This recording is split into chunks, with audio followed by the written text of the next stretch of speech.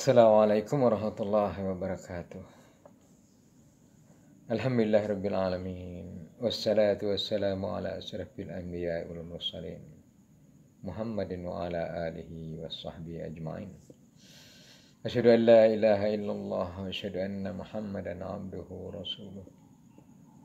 Allahumma salli ala sayyidina wa habibina wa zuhrina wa maulana Muhammad. Amma ba'du. Baiklah, kali ini kita teruskan ya pada bab berikutnya. Ya, fisika pada bab kesetimbangan ya kali ini. Mari kita ikuti dengan seksama. Baiklah, kita mulai saja pembahasan pada bab berikutnya, yakni mengenai kesetimbangan ya. Kesetimbangan ya. Baik. Kesetimbangan bagaimana ya? Kita lihat. Konstruksi yang dilakukan manusia haruslah stabil dari pengaruh gaya apa saja. Sebuah bangunan sebagai contoh haruslah stabil dari gangguan gravitasi, kekuatan angin, dan sebagainya. Sebuah jembatan harus stabil dari tarikan gaya gravitasi dan guncangan-guncangan yang disebabkan oleh mobil dan truk. Salah satu aspek dari stabilitas adalah kesetimbangan gaya-gaya dan momen yang bekerja pada benda yang rigid. Rigid maksudnya kokoh gitu ya. Bagaimana dengan kesetimbangan itu? Mari kita pelajari dengan seksama ya.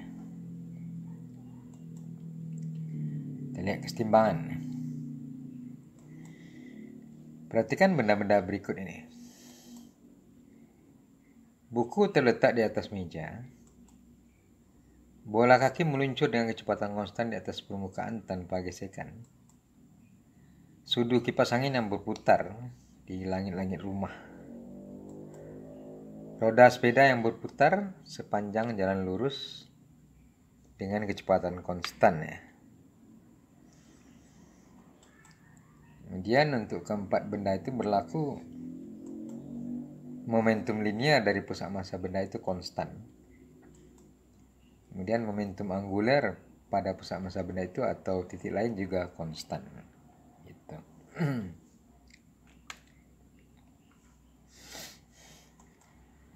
Nah, ini gambar contoh ya, kesetimbangan ya.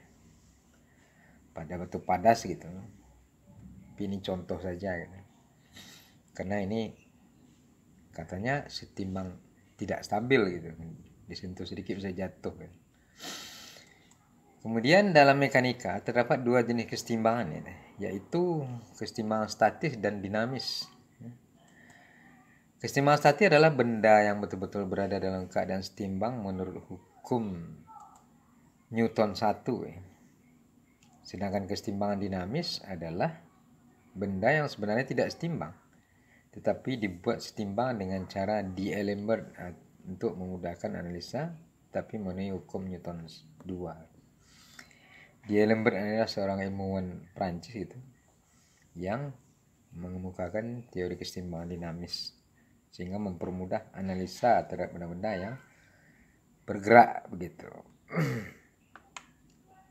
Baik. Yang kita pelajari adalah kesetimbangan statis di sini. Karena kesetimbangan dinamis Anda nanti akan belajar pada dinamika teknik ya. Nanti di sini kesetimbangan statis. Benda yang setimbang statis menurut hukum Newton 1 haruslah memenuhi dua kriteria, yaitu resultan gaya harus sama dengan 0 atau sigma F sama dengan 0. Jumlah momen harus sama dengan 0 atau sigma M sama dengan 0. Gitu.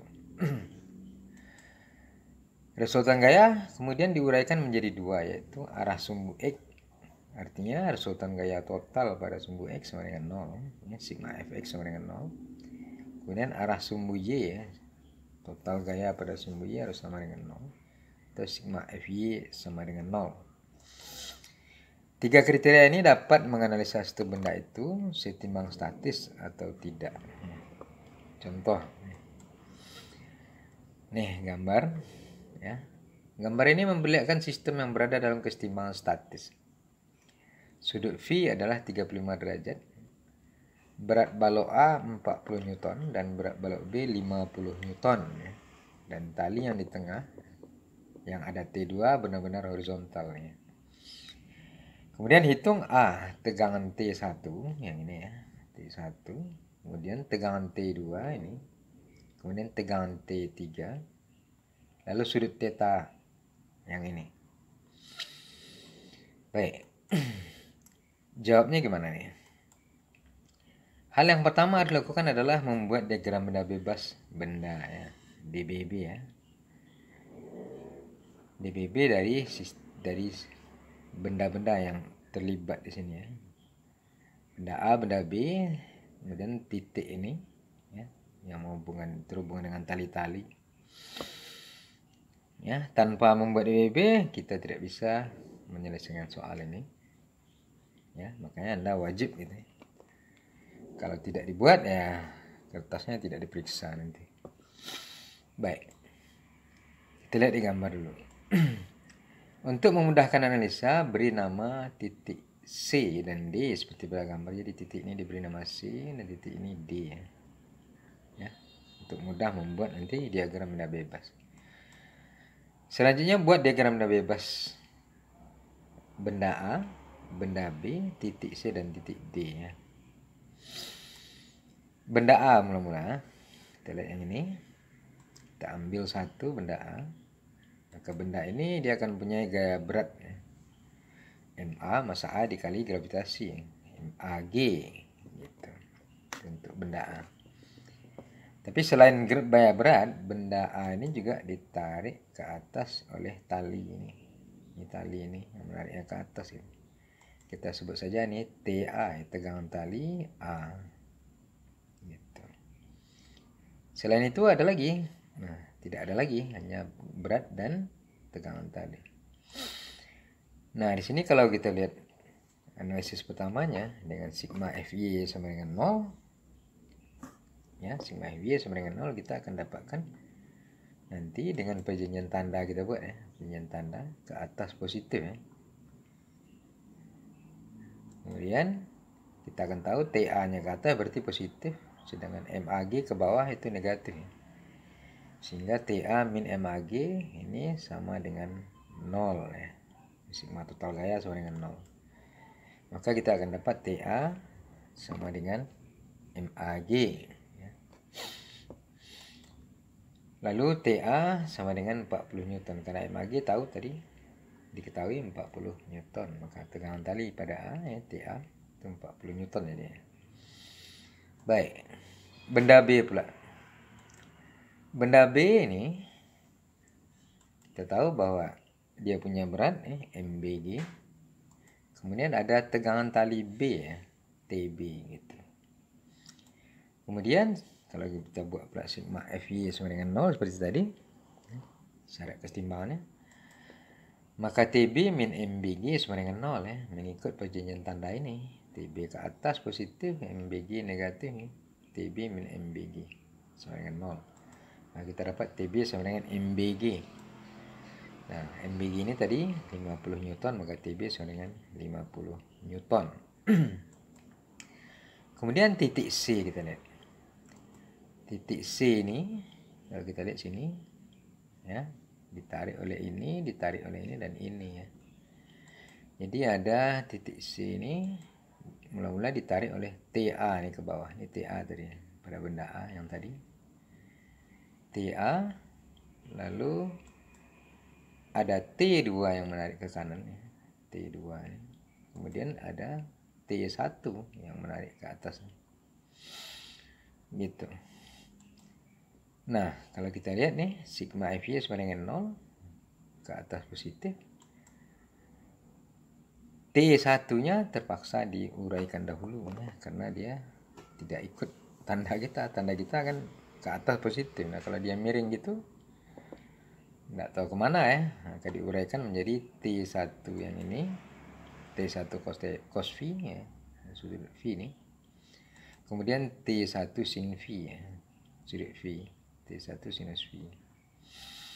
Nah, ini tidak dilihat lagi sudah diuraikan jadi ini dan itu ya. Maka kalau perjanjian tandanya ke atas positif, maka T1 cos phi dikurang TA sama dengan 0. Maka kita dapat T1 cos 35 derajat sama dengan TA. Ya. T1 cos 35 derajat sama dengan TA karena sudut phi-nya diketahui 35 derajat. Nah, akibatnya dari sini kita dapat T1. Ya, T1 adalah TA per cos 35 derajat. Ya, sehingga 40 dibagi cos 35 0,819 kita dapat T1 48,83 Newton. Berarti T1 tahu dah. Ya, yang ini diketahui. Ya, didapat itu didapat. Baik. Ini adalah jawaban pertama, jawaban A, berapa tegangan tali pada T1 ya. Baik. Kemudian sigma fx sama dengan 0. Kita lihat sini tadi. Yang efek lagi ini tidak dihitung lagi ya. Yang dihitung ini dan ini saja, ini sudah. Ya, ini sekarang.